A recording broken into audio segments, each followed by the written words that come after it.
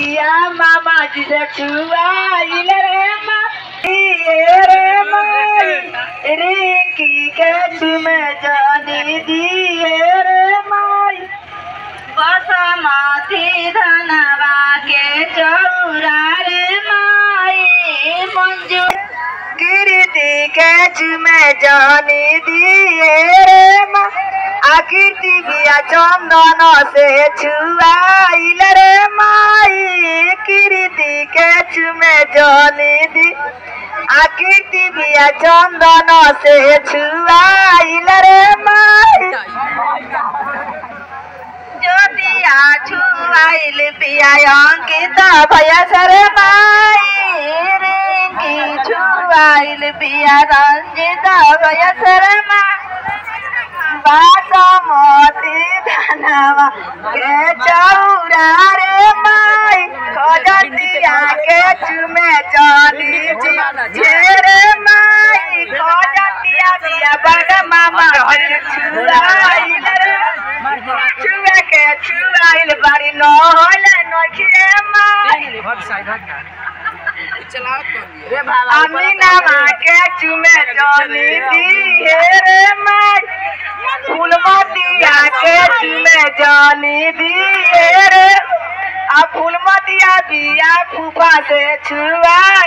बासमती धनवा के चौरा रे आ मदोदरी के चुमे जानी दिए रे आ मदोदरी बिया बाबा से छुआइल रे बासमती धनवा के चौरा रे अमलवा के चुमे जानी दिए रे अमलवा भी अपना भाई से छुआइल रे माई मलवा के ज्योतिया के चुमे जानी दिए रे माई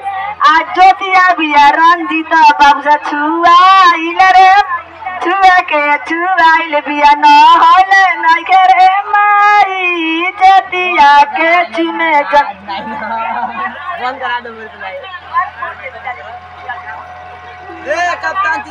बासमती धनवा के चौरा रे माई ज्योतिया के चुमे जानी दिए रे माई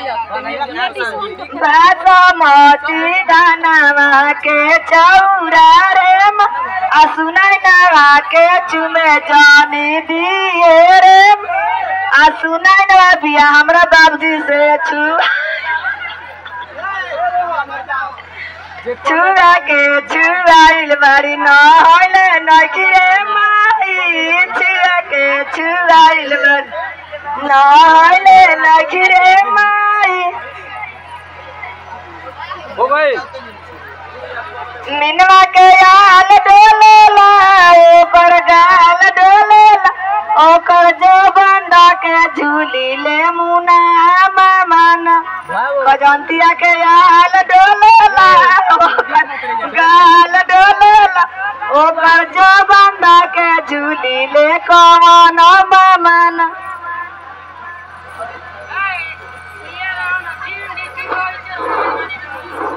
सुनीतवा के आल डोलेला ओकर गाल डोलेला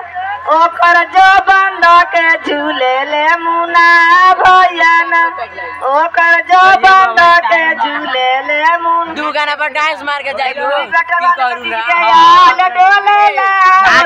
गाल डोलेला ओकर जो बंद के झूले ले हमार भैया ना चल जाई फोन करा देखिए ना तिलकोरवा के दीदी के गाल डोलेला ओलके गाल डोलेला ओलका जो बंद के झूले ले हमार भैया ना ये तू बहुत वीडियो बनाओ कहली तिलकोर के दीदी डांड दर्द करत कपार दर्द करत दर्द करत कोठरिया में कोई डांड कहली चंदन के दीदी डांड दर्द करत कपा दर्द करत